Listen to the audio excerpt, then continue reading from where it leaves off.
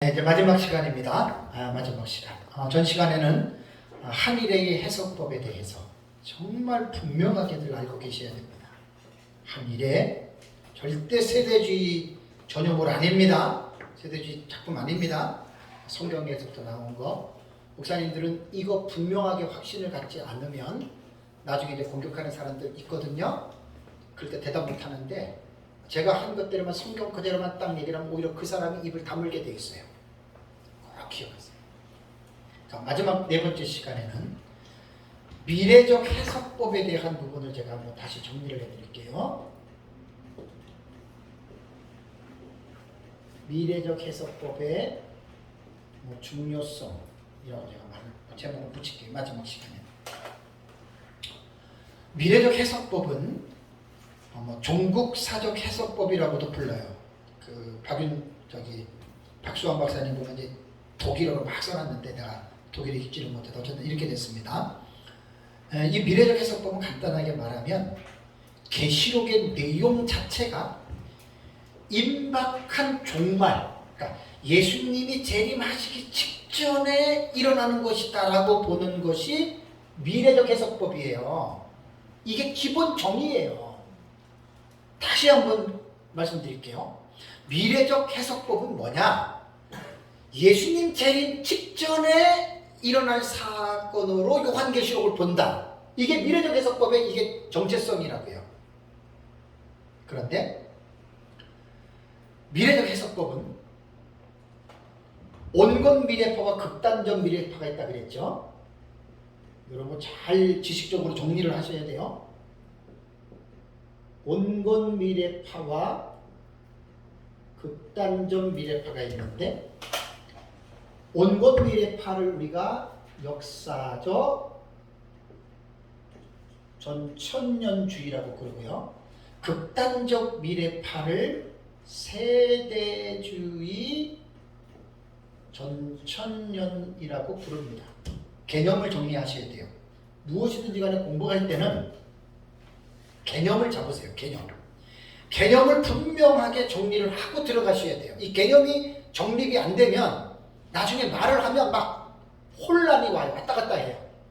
나는 이 개념으로 얘기했는데 상대방은 이 개념을 모르거든요. 그 미래적 해석법은 이거 지난번에 제가 6월달에 강의할 때 했던 내용을 다시 조금 정리해 드리는 거예요. 여기 이제 이렇게 온건 미래파와 극단적 미래파로 얘기를 하는데 온건이라고 하는 말과 극단이라고 하는 말은 제가 붙인 게 아니에요. 무천년주의자인 그레고리 빌이 붙인 거예요. 그레고리 빌이. 그래서 이제 저는 전전 시간에도 말씀을 드렸지만 일단 우리가 알고 있고 우리가 믿고 있는 이 사상을 다른 사람들과의 전하기 위해서는 그 사람들과의 어떤 대화를 하려면 공통적으로 통하는 용어들이 있어야 돼요. 그죠? 네? 나만 알고 나만 얘기하면 상대방이 무슨 말인지 어떻게 알아요? 그래서 이제 온건 미래파와 극단 미래파는 이제 무천년주의 학자인 그레고리 빌은 역사적 전천년주의와 세대주의를 이렇게 본다. 그러면 우리가 기본적으로 나쁜 거를 떠나서도 그냥 보편적으로 사람들이 이렇게 본다는 거예요. 우리는 어디에 속해 있어요? 온건 미래파에 우리는 속해 있다. 그럼 이제 그 사람들하고 이제 대화가 좀 이루어집니다. 그래서 온건 미래파로 불리우는 역사적 전천년주의는 이제 초대교회 교부들이 가지고 있었던 종말론. 그렇다고 해서 초대교회 교부들이 종말론을 다 확립을 시켰느냐? 전혀 아니에요. 그냥 대충 어느 정도만 했지 초대교부 시대에는 어떠한 신학이든지 간에 발전되는 과정이기 때문에 초대교회는 거의 확립된 게 별로 없어요. 그렇게 생각하시면 됩니다. 극단적 미래파로 불리우는 세대주의 전천년은 바로 19세기에 태동이 된 겁니다. 이건 초대교부 19세기 차이점을 알고 있어야 돼요. 그리고 이 둘 관계는 계속 강조합니다. 역사적 전천년에서 세대주의가 분화된 거예요. 그러니까 상당수가 역사적 전천년이 보는 관점에서 같을 수도 있고 비슷할 수도 있고 다를 수도 있다. 요건 기본 상식이에요.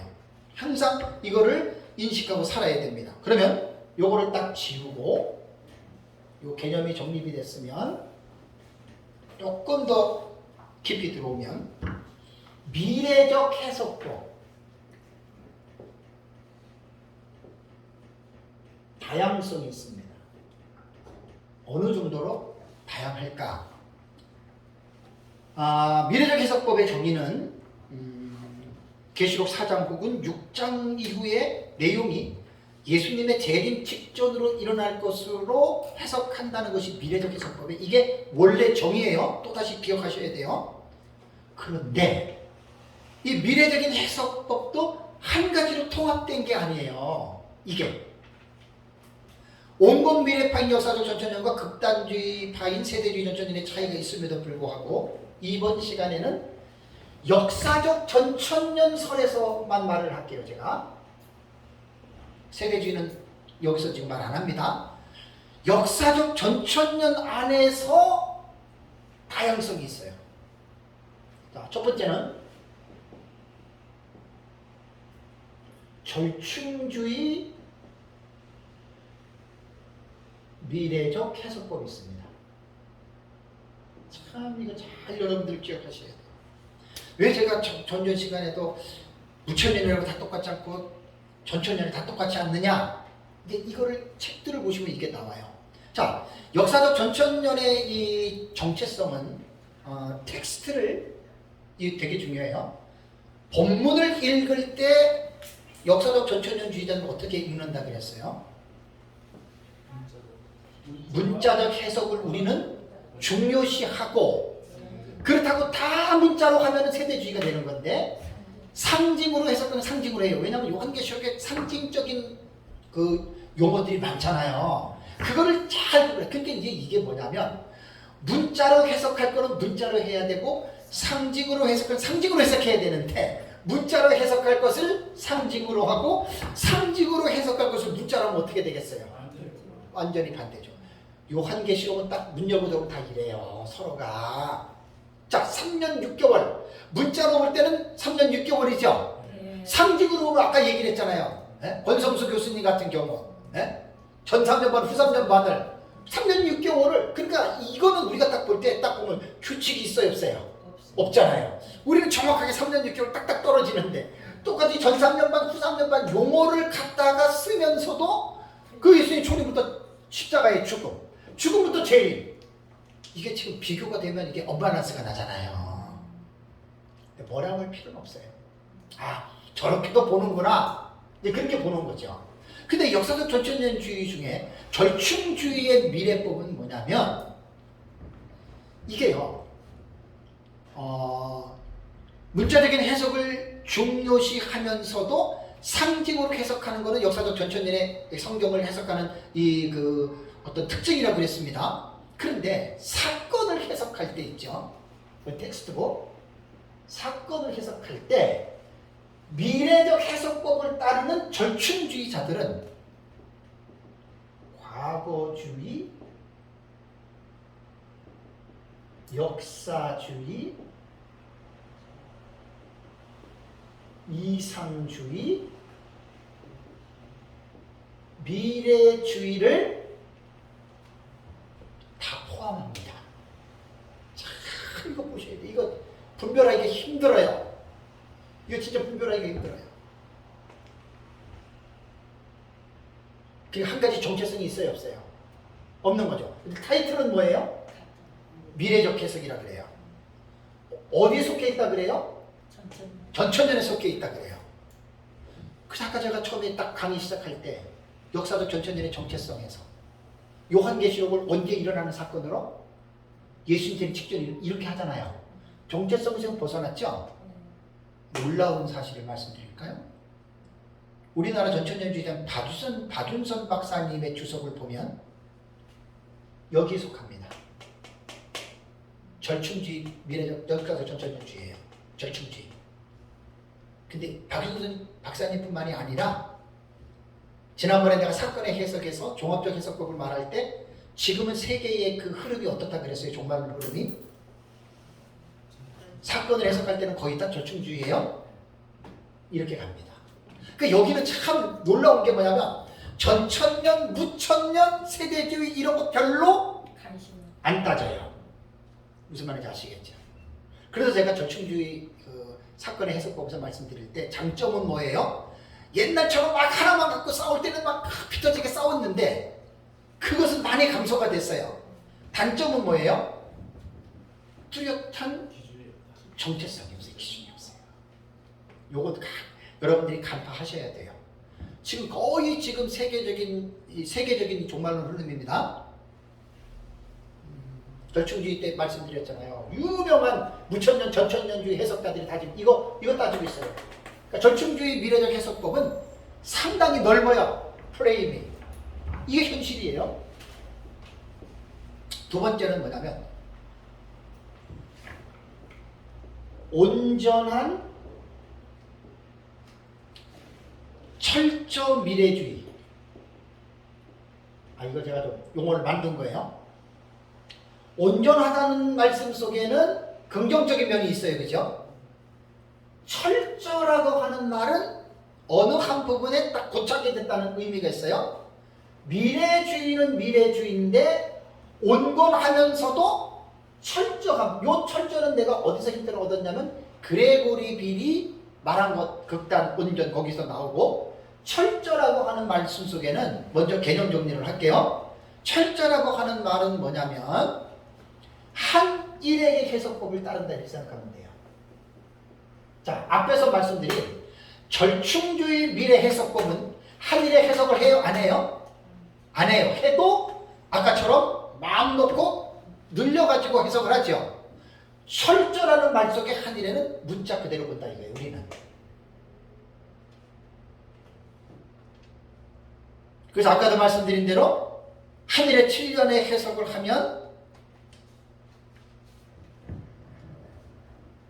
세대주의로 몰아붙이는데 그것은 분명히 잘못된 것이다 라고 막 생각을 하시면 됩니다.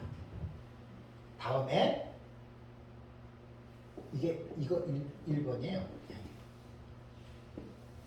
원건주의.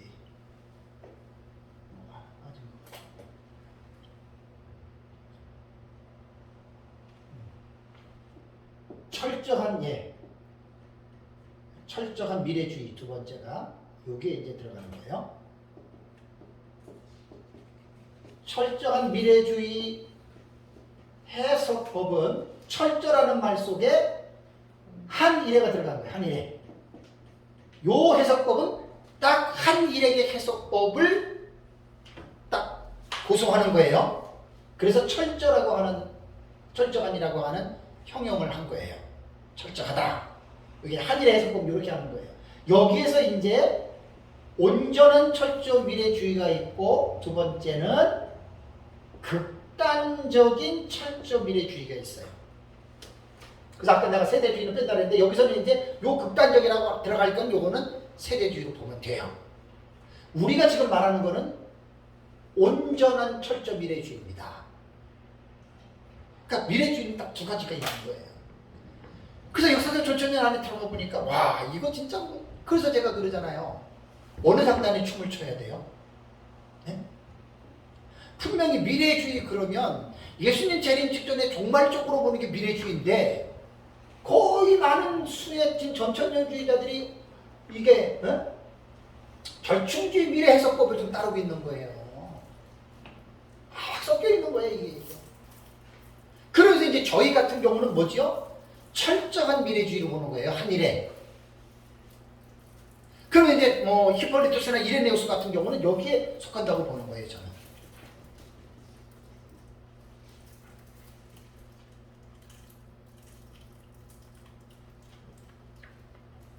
그래서 이제 요 구분을 먼저 여러분들이 딱 생각하면 됩니다. 그래서 역사적 전천이 이 프레임이 너무 넓어요. 너무 넓어가지고 어느 장단에 춤을 추기 힘들어요. 저는 제 나름대로 민목사님한테 배워서 정리를 하고 확실하게 정돈을 했기 때문에 저는 이제 괜찮은데 만약에 아무것도 모르는 사람이 역사적 전천년 종말론을 좀 배우고 싶어 해요. 여러분 어떻게 말해주겠어요? 누구 걸 배우라고 말하겠어요? 그러면은 제가 성심껏 가르쳐 주는데 저는 이름이 없는 사람이니까 저의 존재를 모르거든요. 그 유명한 사람들 얘기해 보세요. 박윤선 박사님, 조지 레드, 그다음에 그랜트 오스번, 로버트 마우스 전천년이거든요. 근데 그 사람들을 꼭 보면 철저한 미래주의 안 해요. 절충주의 미래적 해석을 해요. 이 두 가지는 분명하게 지금 갈라져 있어요.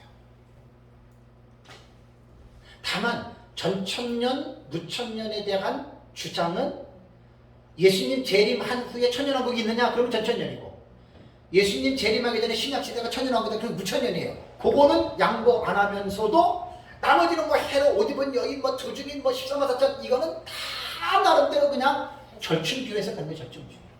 그러니까 우리가 지금 보고 있는 것은 철저한 미래주의 해석법이잖아요. 여기서 우리는 온전한 철저 미래주의 해석법이잖아요. 제가 정확하게 제가 표현하는 거예요. 둘이 뭉실하게 말하는 게 아니에요. 정확하게 표현을 하면 왜 제가 이런 표현을 하겠어요? 제가 책을 보니까 딱 나온 거예요. 해답이 이렇게.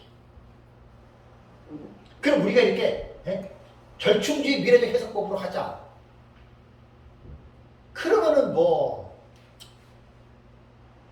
이렇게 못하는 거예요. 이거는 안 되지. 절충주의가 아니지. 우리는 오직 철저한 미래주의, 그 속에서도 온건한, 여기에 우리는 속해 있는 거예요.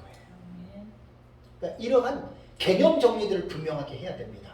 이렇게 안 하고 다들 전천년이라 그러잖아요. 그죠? 그 말해보면은 교감이 가요, 안 가요? 안 가요. 내가 진짜 모르겠어요. 이번 주 강의는 이제 이번 시간에 조금 이제 나올 텐데, 내가 남의 유튜브를 볼 시간이 나는 거의 없어요. 내일 하다 보니까. 이번에 한 2, 3주 동안에는 엄청 많이 봤어요. 거기에 대한 내용을 제가 할 거예요. 너무 깜짝 놀란 게, 저 사람은 세대주의야. 근데 뭐라 그런 줄 알아요? 자기는 역사적 전천년이래. 야, 그러니까 개념이 정리가 안 됐어. 세대주의가 뭐고 전천년이 뭔지도 몰라. 그 자기는 전천년이래. 내가 들어보니까 저건 세대주의인데 분명한 세대주의예요. 이름을 대면 될 수 있어요. 근데 안 돼요, 이름은. 제가 참 기가 막힌 시대에 살고 있어. 너무 기가 막혀가지고 할 말이 없어요, 할 말이. 그래서 제가 이제 이 종합주의는 서로 다투는 것이 감소가 돼서 좋긴 한데 뚜렷한 정체성이 없어요. 나는 그래서 종합주의 안 좋아해요.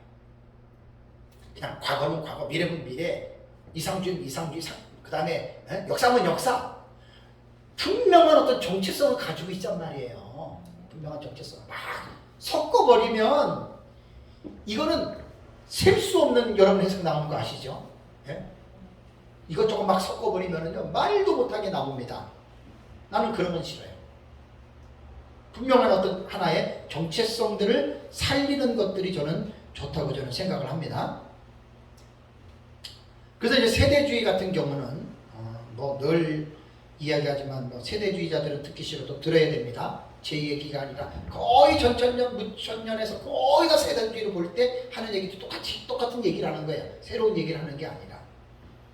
상당히 잘못된 부분들이 많이 있습니다. 그런데 하나, 세대주의에 대해서 오해를 해서는 안 될 것이, 세대주의는 지금까지 두 번의 그 업그레이드가 있었다고 그랬죠. 그러니까 처음부터 하면은 3번의 점프가 있었어요, 세대주의는. 그게 뭐냐면 고전적 세대주의, 클래시컬 디스펜세이셔널리즘, 고전주의.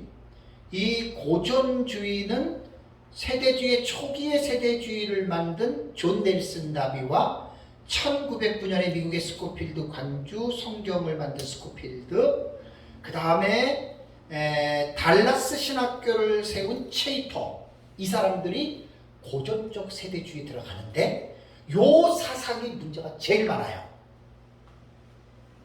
그리고 나서 개정 세대주의가 나왔는데 리바이스드라 그래요. 리바이스드 디스펜세이셔널리즘.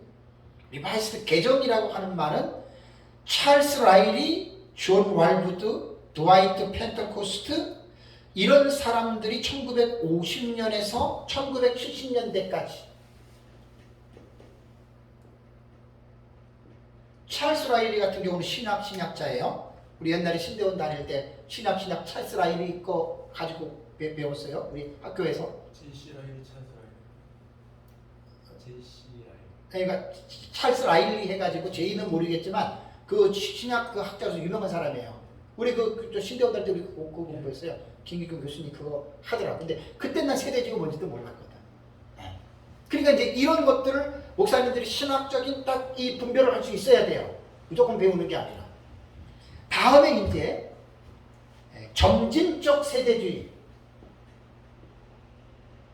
점진적 세대주의는 프로그레시브 디스펜시애니얼리즘입니다. 이 점진적 세대주의는 로버트 소시, 그 다음에 뭐 데럴 박, 그 다음에 크레이 블레이싱 같은 이러한 사람들이 또다시 여기서 한번 점프를 했는데, 이 사람들이 이제 1970년 이후에 이 사람들이 다시 이제 그 뭐 로버트 소시나 데럴버기나 클레이크 블레이싱 이런 사람들이 쓴 책을 통해서 세대주의가 이제 점진적 세대주의로 이제 불려지게 된 거예요. 이 말이 뭐냐면 계속해서 변화가 있었다는 거예요. 그러니까 지금 전에도 제가 말씀드린 대로 세대주의를 비판할 때 가장 조심해야 됩니다. 세대주의를 비판할 때 1세대를 비판하는 것이냐, 2세대를 비판하는 것이냐, 3세대를 비판하는 것이냐. 비판할 때 이거 명심하고 하셔야 돼요. 저도 잘 몰라요. 조금밖에. 대부분 사람들 보면 무식하게 비판해요. 세대주의를 막 두드러 패 그냥. 그 지금은 안 그런데 옛날 거 가지고 끄집어 패는 것들이 얼마나 많은지 몰라요. 내가 세대주의를 옹호하는 게 아니라 저도 나름대로 성경을 연구하는 사람의 입장에서 양심껏 말씀드리는 거예요. 제가 무조건 사람 두드러 패지 말고 알고 패세요. 근데 세대주의 옹호자 아닙니다. 과거에 1세대, 2세대, 3세대 이렇게 돼 있기 때문에 세대주의 비판할 때는 조심해야 됩니다. 자, 세대주의에 대해서는 제가 넘어가겠습니다. 많이 여러분들에게 말씀드렸기 때문에. 자, 중요한 것은 뭐냐? 세대주의가 이단입니까? 아닙니까? 이단은 아니죠. 똑바로 말씀하셔야 돼요. 이단은 아니에요. 이단은 아니에요. 그렇게 잘못됐어도, 그런데 이제 개 중에 몇몇 사람은 이단이라 그러잖아요. 그 사람이 문제가 있어요. 그 사람이 조금 고집스러운 사람이에요. 그 사람이 편협된 사람이에요. 세대주의 이단이라고 하면 안 될 이유가 아까 말한 대로 1세대의 위험성을 2세대에서 개정세대에서 좀 걸러냈어요. 3세대 점진적 세대에서 걸러냈어요. 내가 이 내용을 어디서 봤냐면 오전에 제가 말했을 때 그 개혁주의 무천년설을 쓴 누구라 그랬죠? 개혁주의 무천년설 쓴 그 킴 리들버거 책에 보면 앞에 나와요. 세대주의가 처음에는 많이 잘못됐는데 지금 세대주의는 많이 위험성을 제거했다는 거예요. 무천년주의자들이 그렇게 책을 쓴 거예요. 개혁주의 무천년설에서. 그래서 어떤 사람은 지금 현재 점진적 세대주의를 따르고 있는 이 학교는 조지 레드의 그 박사가 주장하는 그 역사적 전천주의 있잖아요. 그것하고 별 다를 바가 없다고 할 정도예요. 제가 무슨 말을 하려는지 알고 계시죠? 세대주의 비판하지 조심해서 하시랍니다. 피차가. 지금 그 사람들 많이 바뀌어졌는데 왜 옛날 얘기를 가지고 자꾸만 때리냔 말이에요. 그냥 악한 취미를 가지고 있는 사람이 그 사람은 신학자든지 목사든지 간에. 정말 그 분명히 조심해야 됩니다. 저도 그래서 이번에 책을 낼 때는 조금 이제 제가 공부를 좀 하려고 그래요. 그래서 이제 조금 공부를 해가지고 이제 그 최종적으로 세대주의를 비판할 때는 점진적 세대주의 이 사람들 내용을 비판해야 됩니다. 무슨 말인지 아시겠죠? 이거 좀 옛날 거 가지고 자꾸만 고리타분하게 이 세대주의 태클 거는 건 아주 비양심적이고 오히려 그 사람이 비판하는 사람이 무식한 사람이기 때문에 그런 거예요. 자, 왜 세대주의가 이단이 아니냐? 내 말씀을 드릴게요. 미국 텍사스주의 달라스 신학교 있습니다. 달라스. 인디애나주에 그레이스 신학교가 있습니다. LA에 탈봇 신학교가 있고요. 빌라델피아에 바이블 유니버시티 신학대학이 있습니다. 물어볼게요. 이단 학교예요? 한국에서 여기서 아마 박사학위 받은 사람 내가 언제 한번 조사 좀 했으면 아마 수백 명이 뭐예요? 수백 명이 뭐냐고요. 여기 이 학교에서 그 지금도 탈버스도 공부하고 있는 사람. 우리 옛날 의사 목사님 아들 지금 여기서 공부하고 있어요. 그 저기 목사님 있잖아요. 네, 여기 공부한다니까 지금. 그리고 우리 노예에 있는 우리 후배 목사님 친구가 지금 탈버스도 공부하고 있대요. 그 내가 물어보라 그랬어요. 지금 세대주의가 옛날하고 어땠느냐? 많이 다르다 그래요. 이걸 이단이라 그러면 그 사람이 잘못된 사람이지. 안 그래요? 아, 제 말 틀리냐고요? 맞습니다. 언제적 세대주의를 가지고 자꾸만 두드러 패고 이단. 그 사람은요, 아주 정신적인 문제가 있는 사람이에요. 남을 공격하는 쾌감을 가진 사람들이 있죠.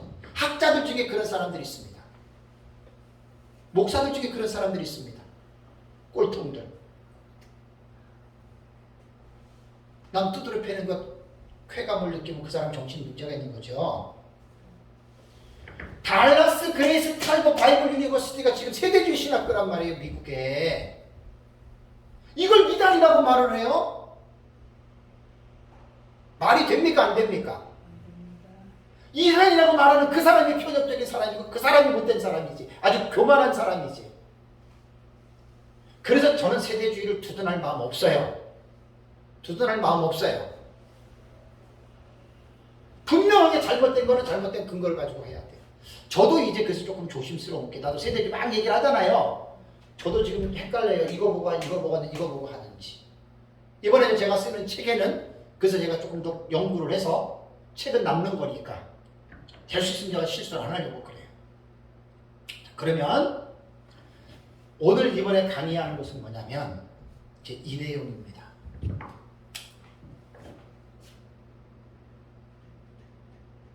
시한부 종말론, 우리가 늘 사용하는 단어예요.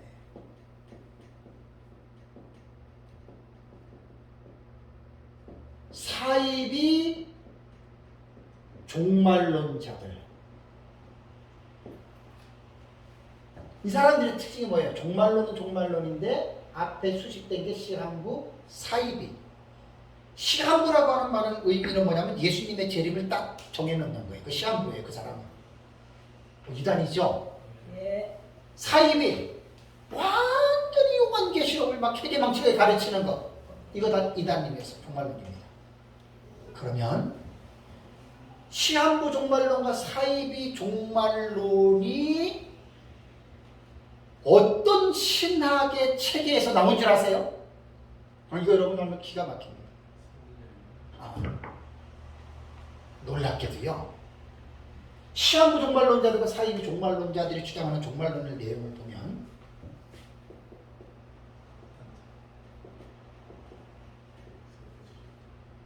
극단적 세대주의 종말론의 영향을 받은 거예요.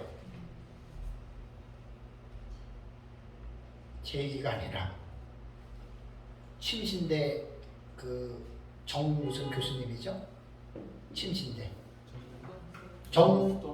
정동석 교수님, 그분이 구원파에도 빠져 있었고 이랬잖아요, 그죠? 그분이 하는 말이에요. 그분이 영어를 잘해가지고 번역을 많이 했어요. 세대주의 빠져 있었고 구원파 또 다른 데도 빠져 있었고, 그분의 글에 시한부 종말론, 사이비 종말론자들은 다 극단적이라는 말은 안 쓰고 그 사람 맞아. 세대주의 진머리가 난 사람이 그 사람. 세대주의 종말론에서 다 파생이 됐다. 상당히 일리가 있습니다. 그러면 세대주의 종말론이 나오기 전에는 시한부 종말론과 사이비 종말론이 없었느냐? 있었어요. 바울 당시에도 시한부 종말론, 사이비 종말론 다 있었거든요. 그러니까 그 정동석 교수 같은 경우는 아주 진더리가 난 거야. 구원파에서 세대주의하는 진더리가 나가지고 그 사람은 세대주의 모습을 박았는데 이거 상당한 일리가 있어요. 상당한 일리가. 내가 이제 여러분들이 실체를 말씀을 드리면 시한부 종말론과 사이비 종말론자들은 반드시 미래적 해석법을 따르고요. 반드시 한 이해의 계시를 말합니다. 이걸 여러분들이 잘 보셔야 돼요. 아니 이런 걸 아예 안 쓰면 상관이 없어요. 뭐 과거주의로 가든지 이상주의로 가든지 막 이렇게 얘기하고 뭐 한일이를 뭐 안 쓰고 막 그 하면 상관이 없는데 극단적이라고 하는 말을 붙였어요. 일반 세대주의, 극단적은 문제가 많은 거잖아요. 그렇죠? 치우친 거잖아요. 극단적 세대주의로부터 소스를 다 받은 거예요. 그래서 이제 미래주의, 한 일에 대한 이 해석법, 우리가 쓰는 전삼년반, 후삼년반 다 그대로 씁니다. 다 그대로 씁니다. 이제 이단 사입이 주의령을 이제 교회들마다 내려야 되는데 이단 사입이 주의령이 뭐냐면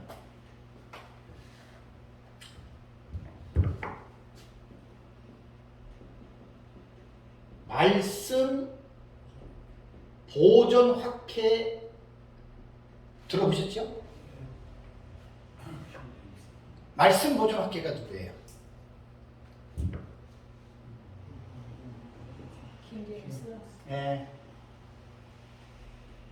킹 제임스 성경만이 변개되지 아니한 하나님의 말씀이고 나머지 성경은 다 사탄이 쓰게 한 하나님의 말씀을 변개한 잘못된 말씀이다.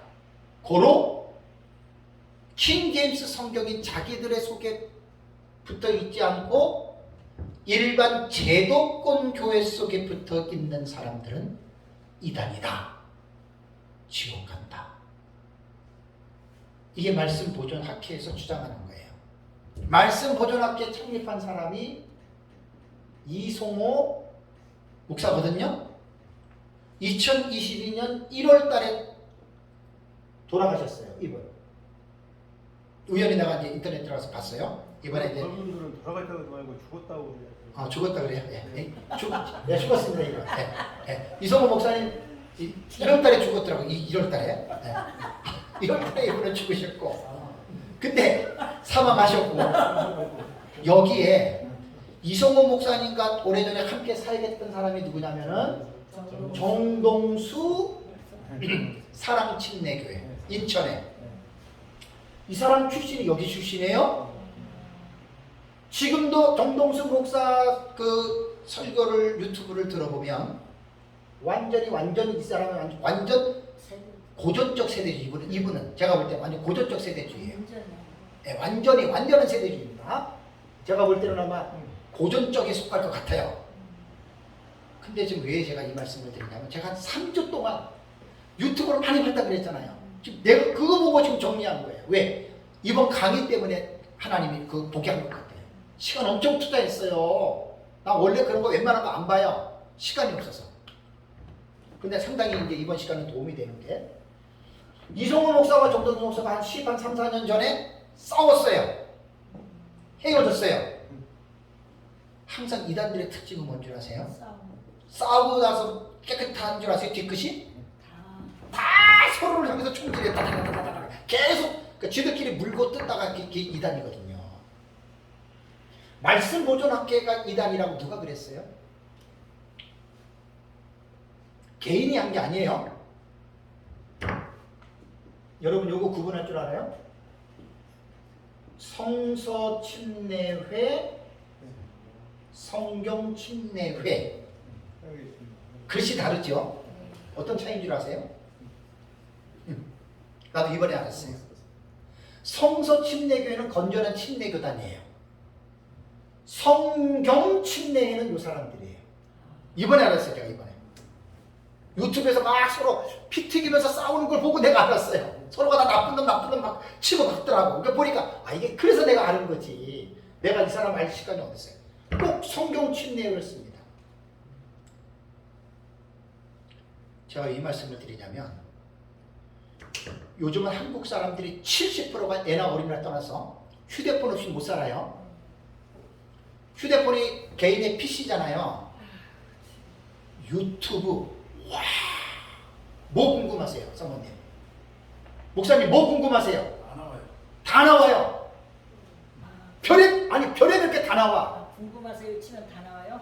내가 알고 싶은 거, 뭐 음식부터 시작, 음식이 아니라 막 모든 거, 막 자살하고 싶은 거, 총 만드는 거, 독약 만드는 거, 뭐 별의별 게 아마 수십억 개 이상, 수십억이 뭐야, 뭐 수백억 개가 되고 전 세계적으로. 유튜브에서요? 그렇죠. 어떻게 그렇게 하죠? 근데 문제가 뭐냐면 너도 나도 스마트폰 있는 사람들 다 보잖아요. 예. 그리고 알고리즘이라는 게 뭐냐면 그 어떤 하나의 오리를 말하거든요. 알고리즘은 내가 예를 들어서 무슨 권투를 봤어. 그러면 다음번에 딱 내가 그 보려고 그러잖아요. 내가 본 걸 알고 그 비슷한 알고리즘으로 연결이 다 돼 있어. 한 두세 번 이상 보잖아요. 나중에 딱 무슨 치를 해놔. AI가 달려서 예. 그게 알고리즘이 떠버려요. 내가 이번에 너무나 놀란 게 몇 개만 보고 말려고 하다가 한 수십 개를 조금 봤는데 그죠? 와, 그래서 내가 요거를 발견해낸 거예요. 그래서 뭐가 이제 중요하냐면 예를 들어서 뭐 나이 드신 분들은 유튜브나 이런 거 안 보니까 상관없는데 요즘은 아이들도 다 갖고 있잖아요. 이게 지금 열려있는 정보들이에요. 열려있는 정보들. 그러니까 신앙에 대한 올바른 분별력이 있는 사람들은 이거 잘못된 거네 알고 안 보잖아요. 그죠? 근데 잘 모르는 사람들은 봐요. 근데 얼마나 그럴싸한지 몰라요. 뭐 이단이라고 해가지고 뭐 이렇게 뿔이 2개 나고 3개 나고 5개 나고 뭐 엉덩이에 뭐 꼬리가 달리고 그게 아니에요. 얼마나 깔끔한지 몰라요. 목사들이 들어보면요 혹해요. 말씀 보존학교 먼저 내가 딱 짚고 넘어갈게요. 말씀 보존학교의 문제점은 뭐냐면 TR만 올바른 성경이라고 얘기를 해요. 이게 뭐냐면 텍스투스 리세투스라고 해서 공인된 성경이다, 본문이다 이렇게 말해요. 이거는 자기들이 말하는 거예요. 자기들이. 교회 공회가 이 TR이라고 하는 이들이 사용하는 스테파누스 사본을 이 사본이 제일 올바르다고 말한 적이 없어요. 자기네들끼리 말하는 거예요. 그러니까 이거 공인됐다 그러면 사람들이 전부 다 이거 공식적으로 인정받았네 그러잖아요. 아니에요. 거기부터 속여 넘어가면 안 돼요. 제가 이제 우리 카페에 들어가면 말씀 보존학교 킹게임스 성경 이 자료만 한 30가지가 넘을 거예요. 제 공부하면서 다 올려놓은 거예요. 공부하셔야 돼요. 이 사람들은 뭐냐면 이게 정상적인 신학자들의 글들을 보면 말씀 보존학교에서 말하는 이 TR이라고 하는 텍스트 리세투스 이 사본은 사본이 한두 가지가 아니잖아요. 사본학적으로 볼 때는 중요한 사본 아니에요. 뭐 스테파누스 사본이라고 했는데 중요한 사본 아니에요. 그냥 중간 정도 수준의 사본이에요. 고퀄리티 사본 그러면 보통 신해산 사본, 그 다음에 마소라 사본, 뭐 이런 거 있잖아요. 그죠? 그래 쭉 하고 그 다음에 이제 성경 해석본 같으면은 이제 그 뭐야 그게 뭐 UBS라든가 아니면은 그 뭐죠? 우리가 지금 보고 있는 그 번역한 것들이 그 아니요 그 또 뭐죠?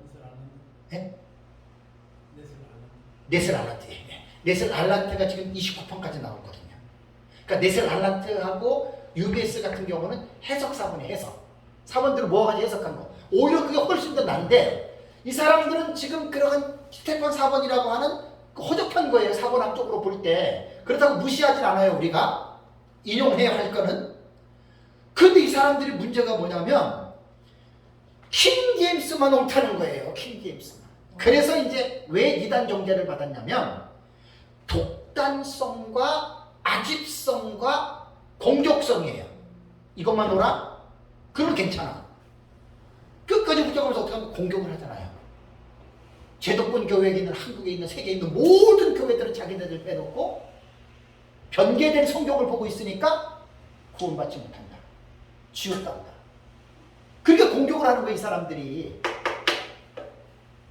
그럼 이런 사람들 우리가 어떻게 건전하게 동반자로 볼 수 있겠어요? 그래서 이단으로 전개된 거예요. 성서 침례회에서 자체도 이단으로 해버린 거예요. 정동수 목사 같은 경우는 조심해야 됩니다. 완전한 세대주의 내용이고 공학 박사라고 해가지고 교수라고 해가지고 이게 조금 이따 말하는데 그 사람 쪽에서 까는 거 보니까 엄청나게 또 까더라고. 목사면 목사 노릇을 해야지 교수 노릇하고 별짓 다 한다고. 그게 어떤 첫 목자가 되죠. 이렇게 또 까더라고요. 내가 그걸 들었었어요. 그러니까 이거는 말이 안 되고 또 하나는 여러분 우리 개역 성경에 보면은 성경 밑에 보면 없음이라는 말 나오죠. 네. 한 16군데 17군데 나오거든요. 없음 나와요. 근데 킹 제임스 성경은 보면 어때요? 다 있어요. 없다라고 하는 본문이 다 있어요. 그러니까 이 킹 제임스에 한번 홀리게 되고 빠지게 되면 거봐. 기존 교회 성경은 없음은 하나님의 말씀을 인간이 제어하여 버린 거야. 그러니까 이단이라고 말할 자신이 나잖아요. 알고 보면 그게 바뀌어진 거예요.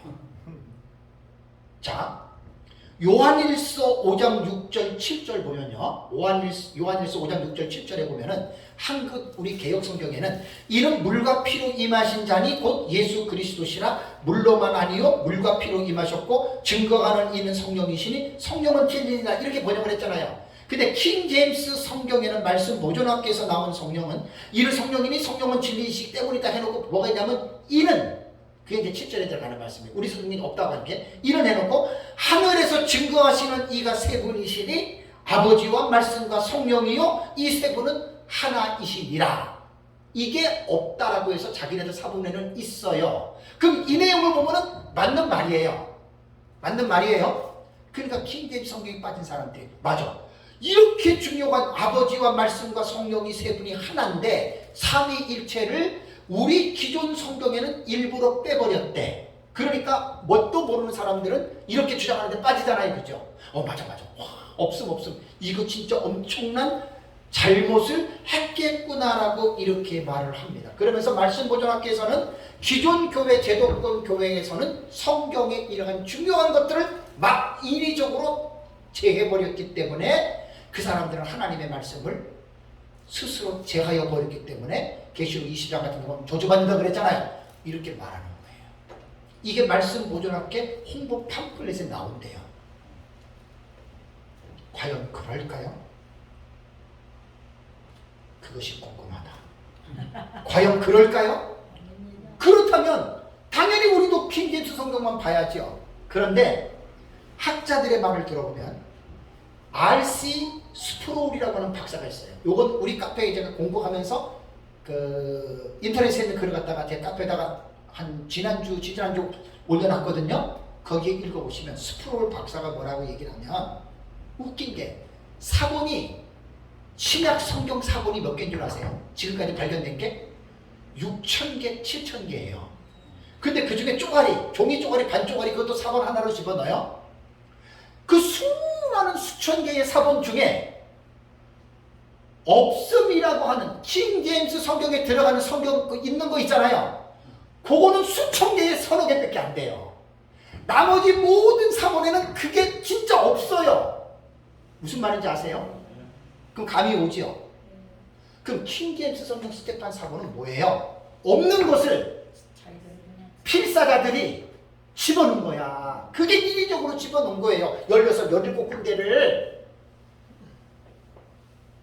이런 코미디가 어디 있습니까? 그 역전이 되잖아요. 그죠? 사실을 알게 되면. 그래서 R.C. 스프롤 박사는 이 구절은 최초의 텍스트에는 나타나지 않았다. 그러니까 사본학을 연구하는 학자들은 고대 사본부터 쭉 발견된 사본 다 보잖아요. 거의 없는 거예요. 그 구절들은. 최초의 텍스트는 나타나지 않았다. 성경 텍스트에 우연히 첨가된 필사다의 주석을 지적할 수 있다면 바로 지금 사람이 집어넣은 거예요. 조지레드 박사가 뭐라고 얘기했냐면 지금까지 알려진 수천 개의 그리스 사본에 이 말이 있는 것은 단지 3개밖에 없다. 야, 확률적으로 이거 여러분 생각해요. 수천 개 중에 3개밖에 없대요. 그 연대는 12세기부터 13세기 그리고 16세기이다. 여러분 사본의 정통성을 인정하려면 12, 13세기보다도 그 이전에 옛날 고대 사본을 보세요. 그게 더 정확한 거 아니에요? 오래될수록 정확하죠. 그래서 신해산 사본 같은 거, 마소라 사본 같은 거, 그게 가장 오래된 거예요. 그렇죠. 그리고 이렇게 객관적으로 알게 되면 정상적인 사람 분별이 되잖아요. 근데 킹 제임스에 쏙 빠진 사람들은 이걸 분별을 못해요. 왜? 그릇된 지식이 먼저 들어왔기 때문에. 장두만 교수님은 뭐라고 이야기를 하냐면 원래 하나님의 말씀에 없었던 것을 성경을 필사하는 필사자들이 나중에 포함시킨 것이 확실하다 이렇게 얘기를 합니다. 결론은 뭡니까? 말씀 보존학계에서 지금 없음 것 전부 하나님 말씀 변기에서 빼냈다고 하는 건 누구 말하는 거예요? 자기네들은 없는 것을 집어넣잖아요. 이게 객관적인 지식 가진 사람들은 이런 판결이 나오고 잘못된 사람들은 거기 빠지면 그냥 그 사람 말씀대로 그런 거예요. 그래서 결론적으로 이것은 합동과 통합에서 말씀 보존학계의 이단성의 문제를 다룰 때 낸 논문이에요. 우리 카페에 있어요. 거기 있는 걸 내가 글을 좀 가져온 거예요.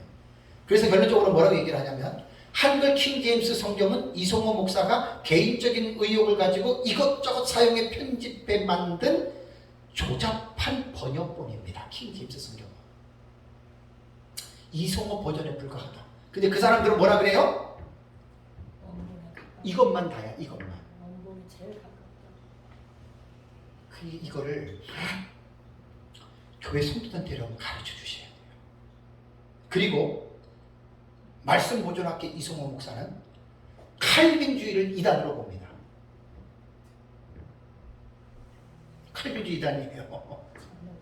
네, 칼빈 이단입니다.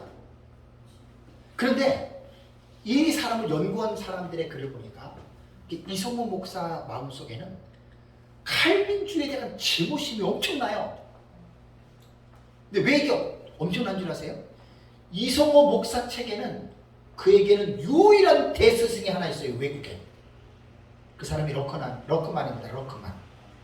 러크만 다니엘성 요한계시록 주석 저한테 있는데 완전한 세대주의자입니다. 그 사람들은 러크만 그러면 완전 하나님으로 봐요. 칼빈 이후부터 지금까지 나온 주석 있잖아요. 수백 개를 이 러크만이 전부 다 그 주석들을 다 보고, 난 거기서부터 뻥이지. 전체 지금 500년 동안 주석을 다 보고 거기서 잘못된 것을 일일이 지적하는 사람이 러크만밖에 없대요.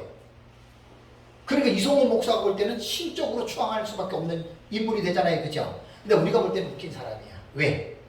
러크만의 책이 저한테도 있지만 러크만은 칼빈은 심오한 성경학자가 아니라 그는 성경에 관한 한 이단자다. 이 러크만의 말이에요. 러크만. 피터 러크만이 한 말이에요. 그러니까 그물의 그물이지. 러크만을 완전히 대스승으로 보는 이송호 목사가 뭘 배웠겠어요? 자, 요게 이제 말씀 도전학계 이송호 요거 얘기를 했다면 지금 유튜브에서 내가 깜짝 놀란 게 김경현 목사입니다. 이거 지금 여러분들 주의령을 내려야 돼요. 젊은 사람들 성도들 이거 보지 말라 그래야 돼요. 김경현 목사는 BBCI라고 하는 명칭이 있습니다. 바이블 베프티즘 처치 인터내셔널 침례 쪽이에요. 이 사람은 이게 아니고 성경 침례교예요. 유튜브에 와 말도 못하게 설교들이 실려 있어요. 유튜브 지금 당장 지금 이상한 거 엄청 나옵니다. 그런데 구독자가 28,600명이에요. 저는 3월 달에 유튜브 개설했거든요. 저 지금 63명이에요. 구독자 63명. 이 사람은 28,600명이고 한 영상당 6천에 8천에 10,000명 이상이 그 영상을 봐요. 근데 김경원 목사 여러분 유튜브를 딱 들어보시면 제목부터가 나오는 게 한국의 대형 교회 목사들을 두드러 패는 전문가입니다. 와. 그리고 한국 교회 목사들이 모르는 진리 해가지고 시리즈로 설교를 했는데 제가 본 게 천년왕국, 재림, 대환란 3편이에요.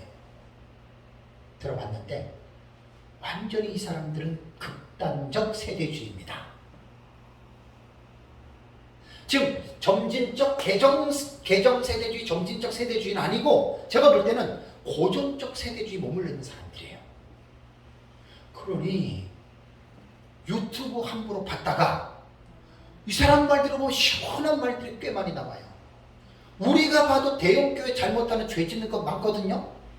가감없이 두드러 팹니다. 아, 이 사람은 이게 전문가의 전문가. 설교 내용을 들어보면 참 일리가 있는 게 너무 많아요. 한국교회 목사님들, 비리들, 죄악들, 잘못된 것들, 이거 뭐 자식에게 막 물려주는 세습 막 두드러 팹니다. 시원해요, 내가 들어도. 이 사람 그 전문가예요. 근데 20-30년 사역을 한 것 같아요.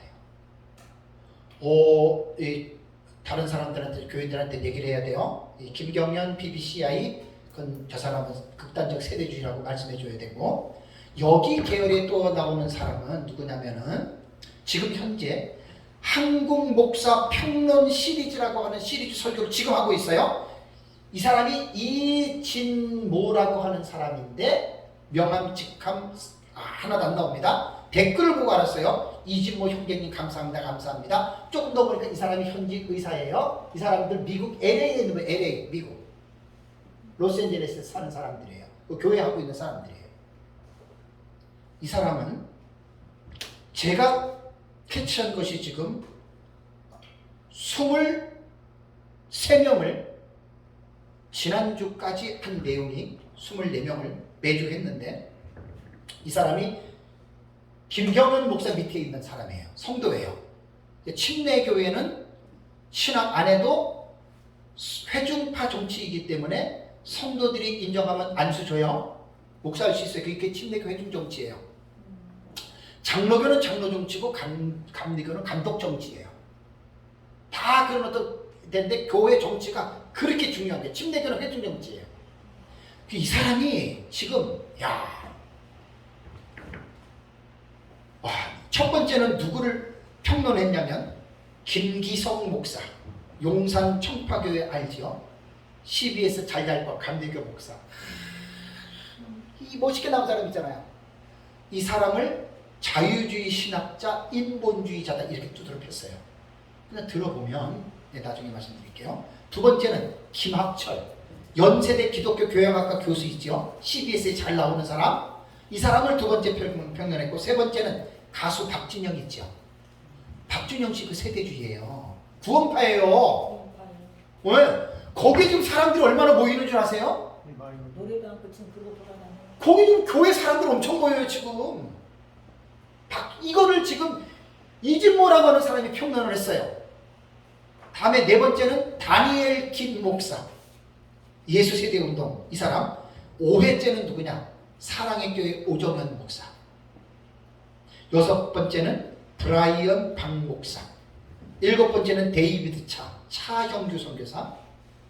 마지막 신호 쓴 책 글 쓴 사람입니다. 8회는 사랑하는 교회 변수무 목사. 9회는 캐나다에 있는 무명 형제. 나도 이 사람 때문에 알았어요. 무명 형제를 들어봤어요. 기가 막히더구만요. 10번째는 대전 중문교회 장경동 목사. 이 사람 평신도 말이 안수, 신유에 대한 잘못된 성경적 지식과 주장. 김기동 목사 베레아 아카데미에서 귀신론 배운 사람이 장경동 목사예요. 김상환 하영조 목사도 거기서 배웠어요. 옛날에 김기동 목사한테. 이건 뭐 다 아는 사실이에요. 와, 이렇게 얘기를 하고 뭐 그게 무슨 설교냐, 코미디냐, 설교가 코미디냐. 근데 그 말 들어보세요. 나는 부정할 수 없어요. 지금 우리가 볼 때 이 사람들 이단으로 한국교회 정죄했죠. 성경 침례계 이단으로 정죄했죠. 이 사람들은 마음에 독을 품은 거예요. 야, 이단이라고 말하는 니네들 한번 들어가 볼까? 지금 그거 하는 거예요, 지금. 11번째, 만나교회 김병삼 목사. 교회에 흡연실 설치한 거 아시죠? 교회에 와서 성도들 담배 피고 싶은 사람은 3층에 담배 피고 오세요. 나는 그건 기분 나쁘게 생각은 안 해요. 근데 이제 근본주의, 신근본주의자들 같은 경우는 말도 안 되는 거지. 어떻게 하나님의 성전에서 담배를 피라고 해. 그 만나교회 그렇게 해요, 지금. 아, 담배 피고 싶으십니까? 그러면 아무 데서 피지 말고 흡연이가 아예 만들어놨어요, 교회 안에. 이런 걸 가지고 이제 막 소리를 지르는 거예요. 12번째, 사일교회 송태근 목사 있죠. 이 사람에서 평론했고, 이 사람을 종북주의, 사회복음, 교리보다 더 위에 있는 영성신앙, 불교적인 영성을 가졌다. 근데 들어보면, 이야, 참 신출귀몰해요. 그 발견해내는 거 보면. 뭐 나는 이 사람들 말 옳다는 그런 말은 아니에요. 13번째는 화강교회 윤호근 목사님 있죠. 화강교회. 불받아라! 불받아라! 그거 한번 들어보세요. 참 재밌더라고요. 이름이 뭐예요? 윤호균 화강교회. 아, 윤호균. 예, 부흥사. 야, 금요천하에. 예, 거기는 완전히 불받아야 돼. 그냥 불받으면 끝나. 그냥 불 막. 나는 그래서 알았어, 나도. 그 다음에 14번째, 김포 영광교회 박영민 목사. 와, 나 이 사람 보고 내가 진짜 이게 좀 뭐라고 내가 말로 형용이 안 돼. 아이씨, 백석지게 백석지. 몇 개를 본 줄 몰라요, 내가. 아이 진짜 글로리 할렐루야, 글로리 할렐루야. 자기 계시록 얘기하면서 내가 들어보면 자기도 잘 몰라. 근데 사람은 500명, 1000명씩 막 그냥 유튜브로 들어오고 매일 축사기도 하는데요. 한 20분짜리 그것도 웃긴 게 동영상 찍어놓고 통증, 마귀암, 따라간다. 안 보이면 물러가 사라져. 예수 이름으로 따라가. 예수. 야, 이거 완전히 지금 뭐. 나는 이 사람 누군지 몰랐어요. 이 사람이 얘기를 해서 그 영상을 보니까 어머머 세상에. 아이씨 참. 제가 이 말을 하는 이유는 마지막 결론 맞습니다. 15번째는 앤드류 강 목사. 안식교입니다. 손계문 목사랑 포함 안식교예요. 16번째는 이다인 목사 생명수 교회. 뭐 성막기도 하고 뭐 방언 클리닉 막 7시간 보혈 선포문을 7시간이나 선포한대. 아, 세상 천지예요. 아, 나는 모르는데 지금 이 사람이 하는 말이 우리가 말한 이단에 속해 있는 교회 이 사람이 기존 교회 너네는 어떤가 지금 그걸 평론하는 거예요 지금. 18번째 세예된 교회 소강성 목사. 이 평신도가 볼 때 그 설교는 광대 설교다. 제2의 윤석전 목사다. 사회복음을 전하는 자다. 막 그래서 알았어요. 19번째는 제자광성교회 박한수 목사. 신사도 운동한다고 얘기를 하더라고요. 20번째 오륜교회 김은호 목사. 다니엘 기도 있죠? 다니엘 기도. 그러면서 그 교회는 비냐드 운동, 실송, 은사주의. 아주 예리하게 집어내요. 그 다음에서 21번째는 우리들 교회 김양재 목사. 목욕탕 큐티, 긍정적 순종. 그 다음에 22번째는 사랑제일교회 정광훈 목사. 직통 계시장, 하나님 까불면 나한테 죽어. 이런 것들을 이단이 하는 말이 그게 많이 옳은 말이냐 그 말이에요. 네? 하나님에게 직통 계시 받아서 말하는 게 그게 옳으다는 말이에요. 무슨 말인지 아시죠? 다음에 23번째 세문안교회의 이상한 목사 통합측입니다. 이분은 신영복 씨를 가장 존중한다고 개인적으로. 신영복 씨 사회주의자잖아요. 공산당으로 우리나라로 안 하고 그대로 공산주의로 죽은 사람이잖아요. 문재인 대통령도 가장 존경하는 게 신영복이라고 했잖아요. 세문안교회 이번에 온 목사가 나는 이것 때문에 알았다는 거야. 내가 언제 그걸 지져볼 시간이 어디 있어요. 그 다음에 사회주의가 뭐가 나쁘냐고 한대요. 이 목사는 설교할 때. 사회주의가 뭐가 나쁘냐고, 공산주의가 뭐가 나쁘냐 이거예요. 오해하지 마세요. 나는 이걸 보고 너무 깜짝 놀란 게 한국에서 이름만 대면 알 수 있는 사람들이잖아요. 그거를 이단으로 정죄받은 교회에서 있는 성도가 한국의 목사 평론 매주 한 사람씩 딱딱 하는데 들어보니까 다 맞는 거는 아닌데 어떤 사람은 7, 80%가 너무나 딱 맞아. 나도 그렇게 봤거든요. 나도 너무 위험한 사람이야. 그래서 내가 느낀 게 그런 얘기를 했습니다. 우리 교회에서 요즘은 비진리가 진리처럼 둔갑을 하고 진리가 비진리처럼 무시받는 시대가 지금 돌아온 거예요. 우리가 보고 있는 것도 진리잖아요. 진리가 무시당하고. 난 너무 놀랐어요. 여기에 보면은요, 보통 영상을 시청한 사람들이 5,000명, 6,000명, 7,000명, 8,000명, 10,000명 넘어가요. 댓글 100개, 150개, 200개씩 달려요. 쫙 넘기다 보면 김경현 목사와 이진모 형제 이 사람들 항상 설교 가운데 뭐라 그러냐면 킹 제임스 성경만이 변경, 이거 꼭 얘기를 합니다. 아예 주입을 시켜줘요. 그래서 많은 사람들이 댓글에 나는 목사님 때문에 킹 제임스 성경을 보게 됐습니다. 킹 제임스 성경은 어디서 사야 되나요? 이런 댓글들이 의외로 많아요. 그 한국교회 목사들 잘못된 걸 너무 부각시켜 놓으니까 정말이지 어느 교회를 가야지 좋습니까? 이런 댓글도 의외로 많아요. 한번 살펴보세요. 살펴보세요.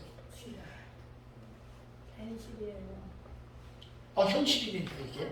근데 거짓말이 아니에요. 내가 지금 그걸 내가 2, 3주 동안 하나님이 그걸 보게 했어요. 정동수 목사 완전 세대주의입니다.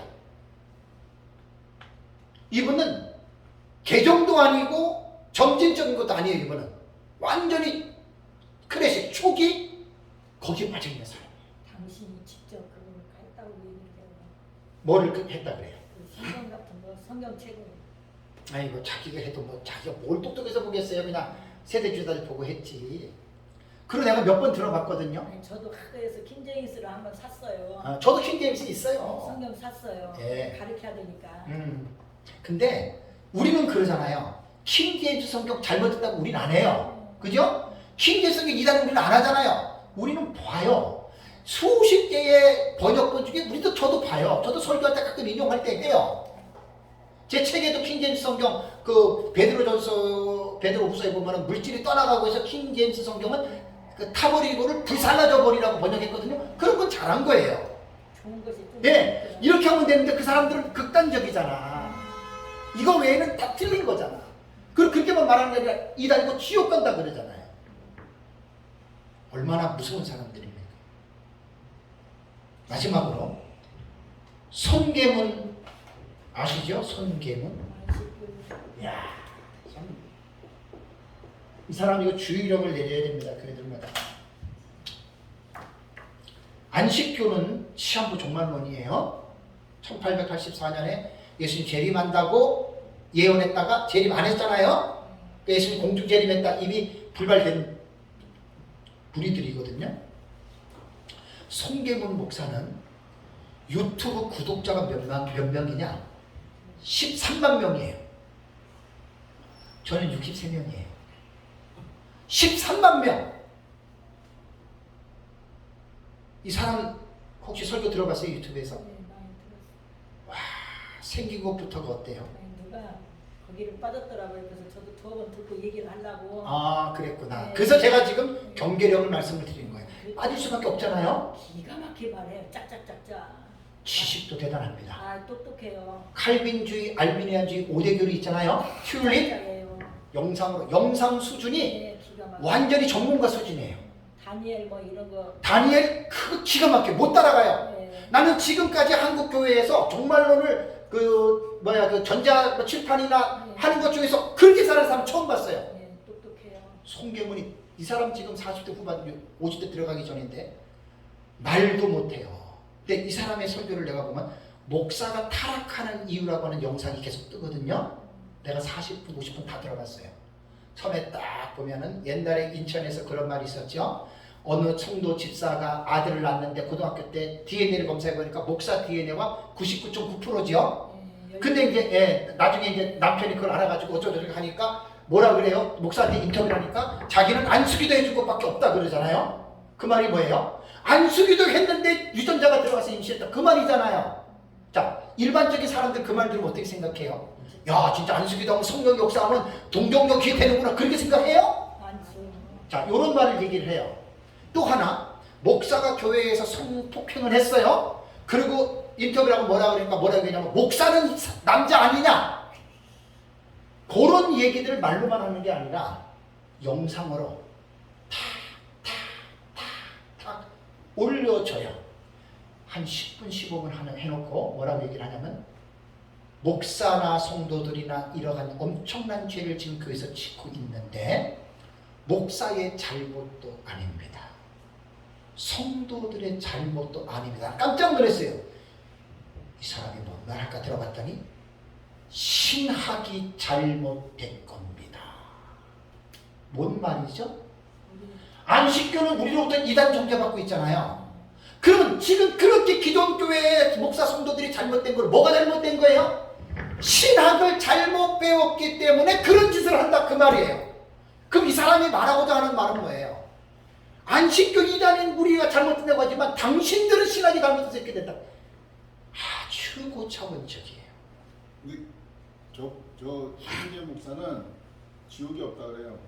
당연하죠. 안식교하고 여호와의 증인은 지옥이 없다 그래요. 지옥이 없고 당연하죠. 성경 그대로 사람이 죽으면은 예. 잔다 잔다 없어진다 그래요. 나가고 뭐 예. 예수님 올 때 그때 깨어나는 거지 핵심적인 내용은 다른 거 뭐 개인 사는 정죄하시는데 그분이 핵심은 지옥이 없다는 것. 응? 하나님은 그런 분 아니다. 그냥 그러니까 안식교는 그거예요. 자체가 없다, 이거. 자 봐봐요. 불신자들은 죽으면 소멸이에요. 영생이 아니라 소멸이에요. 네. 성도들은 죽으면 잠자고 있다가 예수님 재림하면 깨어서 천국 들어가는 거예요. 왜 이단이라고 했어요? 안식교를 한두 가지가 아니에요. 여호와의 증인들 그 전도할 때 항상 써먹는 말 있잖아요.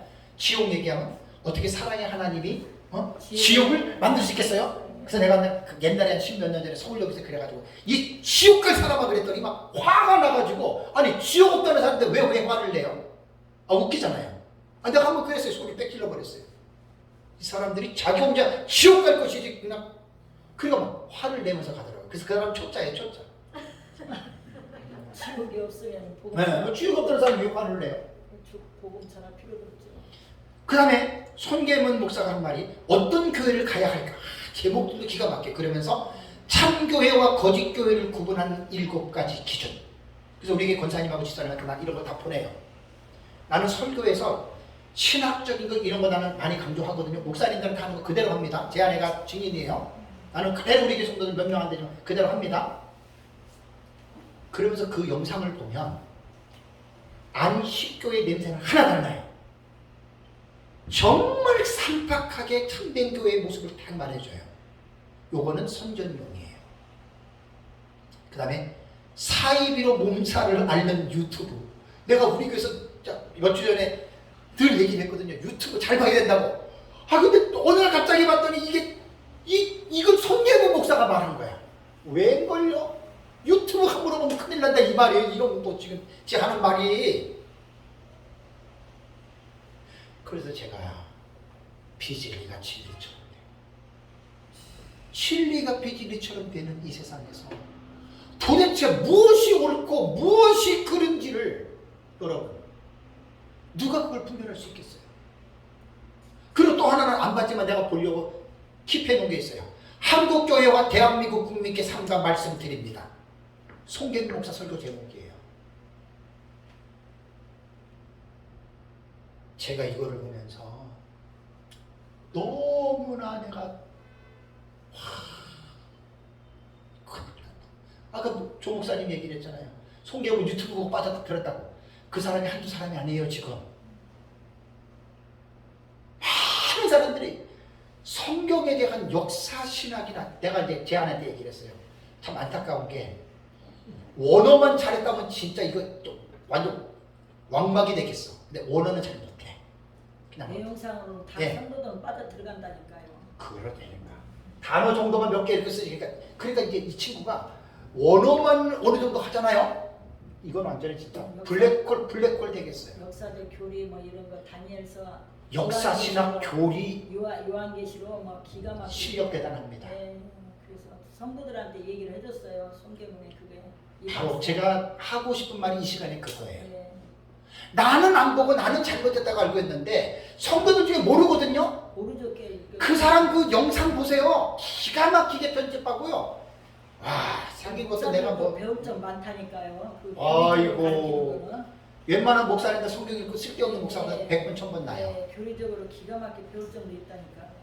그래서 제가 목사님들 꼭 설교하실 때 요 지금 성경 침례회하고 김경영 이진모 유튜브에 다 뜨는 사람들입니다. 손괴문 주의력 내리세요. 절대로 보지 마시라고. 이 사람들이 다 그 말씀 모자랗게 이단이고 안식교고 이렇게 요즘엔 성교인 양을 보호할 때 이런 것들을 가르쳐 주는 거예요. 마지막으로 세상에서 가장 놀라운 이야기 이 책을 제가 한 달 전에 받았어요. 교회로 왔어요. 아유, 시한부 종말론입니다. 이거 일진에도 왔어요. 여기에도 갖다 놨다. 아 목사님 오셨죠? 전국교회 보냈으니까 네. 이 사람들 보면은 참 기가 막힙니다. 아 이거 뭐 모르는 사람 보면 그냥 쏙딱 또 넘어가는데 내가 볼 때 참 이거 뭐라고 내가 표현해야 될지 모르겠어요. 말대로 이제 산입이 안 남았어. 에 이거 완전히 이거 시한부 종말론인데 그렇게 예수님 제지가 여기 데칼코만이라고 하는 말은 뭐냐면 회화에서 그 파나 같은 거 찍을 때 반에다가 물가루 묻혀놓고 종이를 반집어서 딱 찍으면은 반대편에 묻어 나오죠, 그죠? 데칼코마니가 그거예요. 그러한 구도를 가지고 2020년에 한 일회가 시작됐다는 거예요. 잘 들으세요. 한 일회가. 그럼 7년을 쫙 그려놓고 2027년에 예수님 재림한다. 3년 남았어요. 예, 지금 4년 남았어요. 시험은 종말론이에요. 자, 그래서 이 사람들의 이게 뭐 이름은 누구예요? 승민이 아빠라고 나와요. 승민이 아빠. 승민이 아빠? 예, 승민이 아빠라고 나오는데 현재 지금 딱 보세요. 셋째 인이 띄어지고 있어요. 셋째 인이. 예? 셋째 인이 띄어지고 있는데 한일의 시작에 일어난 사건은 뭐라고 하냐? 백신 접종. 그게 첫째 인이 띄어진 거예요. 근데 이거 읽어보면은요. 그럴듯한 정도가 아니에요. 과학적으로 뭔적으로 와 이거 지금 이게 그런 사람들은 다 똑똑하다니까요. 세상에. 자 근데 이거는 이제 여러분들이 나중에 뭐 보시면 되겠는데 제가 지금 마지막 결론적으로 드리고 싶은 말은 이겁니다. 시한부 종말론자들이죠. 이 사람들 지금 내가 이거 지금 이번 시간에 말하는 거 이거예요. 미래적 해석의 중요한 한 일에 우리랑 똑같이 써요. 그리고 한일회가 딱 시작한 7년 뒤에 예수님 재림하죠. 그러니까 한일회의 시작점만 다르면 예수님 재림이 날짜가 나와요, 안 나와요? 나오죠. 제가 묻겠습니다. 우리와 이 사람이 뭐가 다를까요? 심각하게 생각해야 돼 지금 이거. 우리도 한일회 시작되잖아요. 전사님 목사님과 7년 되면 예수님 재림하잖아요. 그 한일회가 왔다 그러면 7년. 우리나 이 사람이랑 뭐가 달라요? 같죠, 개념. 개념 같지요. 고민하셔야 돼요.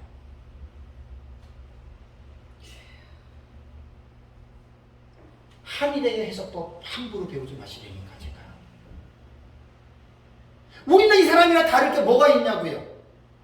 아 지금 적그리스도 등장 이거 주직이 지금 나왔어. 그럼 7년 뒤에 오는 거예요. 그 사람은 딱 나오잖아요. 그럼 우리도 시한부 종말론자가 돼요. 제가 이거는 5년 전에도 강의할 때 여러분들에게 말씀을 드렸습니다. 분명히 이 사건은 역사적으로 나타나는 건 사실이에요. 그러나 주중이 등장해서 사역을 하고 적그리스도가 나타났다고 해서 모든 사람들이 다 알까요? 모르는 거예요. 이거 조심해야 됩니다, 여러분. 그럼 목사님 그 두중인들은 알까요? 14만 4천원. 그렇죠. 그래서 귀 있는 자는 성령이 교회들에게 하시는 말씀을 들으라 그랬잖아요. 그러니까 요한계시록의 계시는 모든 사람이 아는 계시가 아니에요. 들을 수 있는 사람이 듣는 거예요. 그래서 이것을 가르칠 때 우리가 뭘 조심해야 되냐면 단정 져 가지고 딱딱딱딱 떨어지게 하려는 것은 정말 우리 조심해야 됩니다. 그러니까 제가 지난번에도 그랬잖아요. 한이라고 갖고 후삼년 만에 유머나대 전쟁이 일어나서 죽는데도 모르는 사람들이 태반이란 말이에요. 왜? 이거는 하나님의 계시와 밀접된 관계이기 때문에. 또 하나는 상당히 신중을 기하지 않으면 오보를 많이 발령합니다. 조심해야 됩니다. 세대주의 가장 큰 약점이 뭐냐면 징조에 목을 매요. 뭐 하나 나타나면 막 난리를 쳐요. 그 조심들 하셔야 돼요. 지금 7번째 제국이 연합국가인데 EU로 거의 다 보고 있잖아요. 절대로 이런 부분 확정을 짓지 마세요. 제발 좀. 세대주의자들 확정을 져놓고 나가잖아요. 영혼을 남기세요. 내가 이걸 보고 그 질문이 저에게 강하게 딱 들었어요. 얘네나 우리나 뭐가 다르냐. 우리 보면 이거 말도 안 되고 이단 사이고 이러잖아요. 그죠? 그래서 이 공부는 정말 깊이 있게들 공부들 하세요. 제가 그 마지막 이거 당부드립니다. 성경에 예수님이 때와 시간은 예수님도 몰라요. 근데 우리가 이렇게 잠깐만 날짜를 맞춰가지고 이렇게 해놓으면 시험을 정말 많이 들어요. 조심하세요. 무조건 배운다고 되는 게 아니에요. 뭔가를 좀 알고, 그죠? 이제 제가 계속 연구하다 보니까 이제 그런데 상당한 내 마음에 안타까움도 생기고 두려움도 생겨요. 저렇게 배우면 안 되는데, 저렇게 말하면 안 되는데. 제가 여태까지 이 교회 여기서 지금 9년째 강의를 하잖아요. 2014년부터. 최근에 제 강의를 듣는 분들은 정말 잘 오신 거예요. 그 전에 제가 잘못 가르쳤다는 게 아니라 그 전에 잘 가르쳤어요. 지금 강의를 들으셔야 돼요. 제가 지금 하는 강의를. 그래야 많은 실수를 줄일 수 있어요. 이거 이렇게 여러분들이 그 경각심을 갖지 않으면 이 사람이랑 우리나 별 다를 거 없어요. 제 말 틀린 말 아니에요.